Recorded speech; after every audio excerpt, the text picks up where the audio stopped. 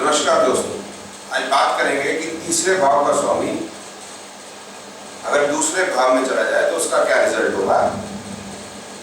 लेकिन तीसरे भाव के स्वामी की जब वो दूसरे भाव में गया हुआ है उसकी डिग्री फर्क होगी। डिग्री इस प्रकार से फर्क होगी कि उसका नक्षत्र बदल जाएगा। तो क्या उसका नक्षत्र बदल जाएगा तो क्या रिजल्ट एक होगा या नहीं होगा। तो इस समय मैं ये दो उदाहरण आपके सामने रखूंगा कि मेष लग्न में बुध तीसरे भाव का स्वामी दूसरे भाव में वृष में चला जाए, वृष में भी चला जाए। और वृष में आप जानते हैं कि सूर्य, चंद्रमा और मंगल के नक्षत्र रोहिणी, मृगशिरा, आर्द्रा में कृतिका, रोहिणी, मृगशिरा। अब 0 से 10 तक कृतिका रहेगा, फिर उसके बाद रोहिणी, फिर मृगशिरा। अब ये देखते हैं कि पहले जो एग्जाम्पल उदाहरण है इसमें 20 जून 1970 2 34 50। अब ये देखें कि असेंडेंट की डिग्री हमने ली 18 जून दोनों उदाहरण में 20 जून 1970 2 34 और दूसरे जो उदाहरण है उसमें 24 जून 1970 18:52 जो है वह लगन की डिग्री। अब लगन की डिग्री सेम है और अब देखते हैं कि रिजल्ट्स में क्या चीज आएगी। अब रिजल्ट्स में देखते हैं कि जो पहला एग्जांपल है 20 जून 1970 का, चंद्रमा जो है वह बुध के नक्षत्र में और शनि के उपनक्षत्र में। अभी उपनक्षत्र के स्तर की बात नहीं करें, सिर्फ नक्षत्र के स्तर की बात करते हैं कि बुध 1 3 6 4 और 8 के फल देगा।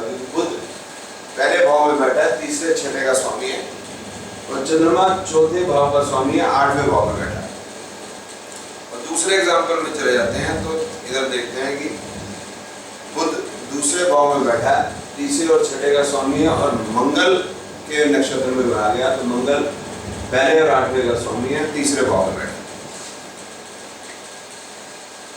अब इस बुध इस उदाहरण के अंदर बुध के जो रिजल्ट है हम देखिए 2 1 6 8 डिप्रेशन है, 3 6 8 पढ़ाई के अंदर इच्छा ना होना, 1 6 8 हेल्थ खराब होना, और विवाह के लिए मनाया, विवाह के लिए पॉजिटिव नहीं।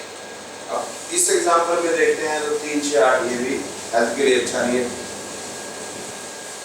और विवाह के लिए ये भी मनाया जाता है, लेकिन ये डिप्रेशन नहीं बताता। तो डिफरेंस आ गया। अब इसमें चौथा भाव है, इसमें चौथा भाव नहीं।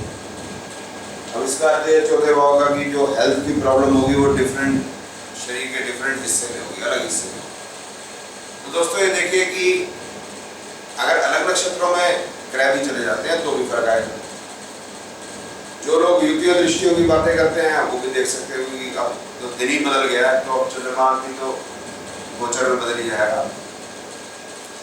हो सकता है चंद्रमा का कोई दृष्टि पड़ जाए उसके ऊपर या कुछ, उससे रिजल्ट में फर्क आएगा। कुछ और ग्रह भी बदल जाए तो उससे कोई दृष्टि या युति की बात है तो वो फर्क भी आ जाएगा। लेकिन नाड़ी ज्योतिष में हम जो बेसिकली रिजल्ट आते हैं वो नक्षत्रों के आते हैं, और इस समय में मैं सिर्फ नक्षत्र के लेवल पे बात कर रहा हूँ। तो आप देखिए कि नक्षत्र में फर्क आने से रिजल्ट में फर्क आ गया।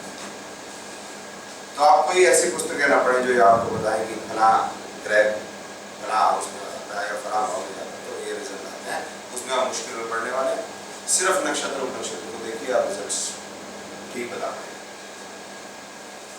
और आप अपने कोई विचार लिखना चाहते तो लिख सकते हैं, मैं उसका उत्तर